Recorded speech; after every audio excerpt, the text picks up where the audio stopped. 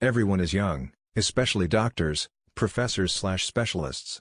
They all seem to be the top of their field with years of experience, and they are all like 22. And hot. People on low incomes, for example students, living in expensive homes.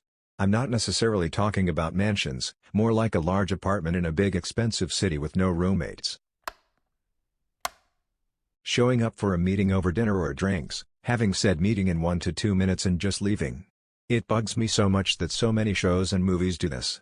You could easily just cut the scene and the viewer could just imagine that they finished dinner together or had their drinks.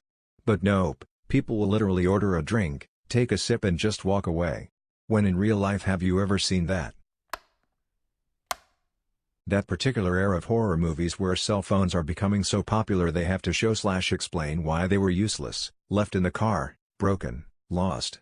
When cell phones became ubiquitous, they let reality take over, didn't check the messages, out of service area, breaking up. It's fun watching horror movies from each decade, every 5 years, really, to see this trope.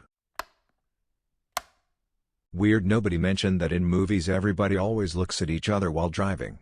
And they move the damn driving wheel way too much while driving straight forward, pisses me off. Sexy scientists wearing little or no protective gear except a lab coat. In real life that would get your whole operation shut down for months. Or people get knocked out by a smack from a rifle stock then wake up a few hours later.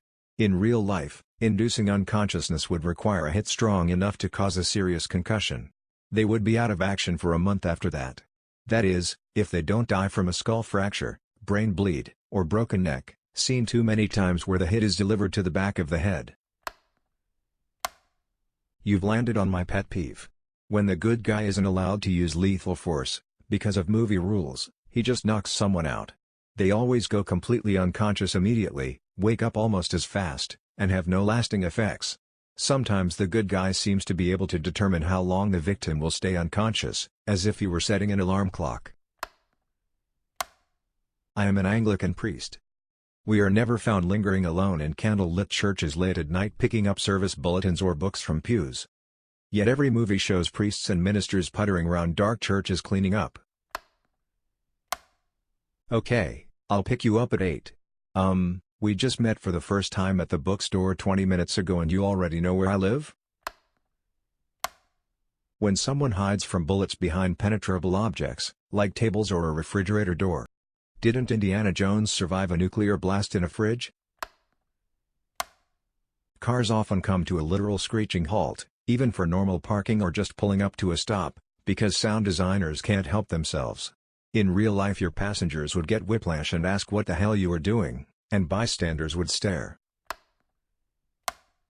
So many movies and shows have the trope of cutting the palm of your hand when blood is needed for some sort of ritual.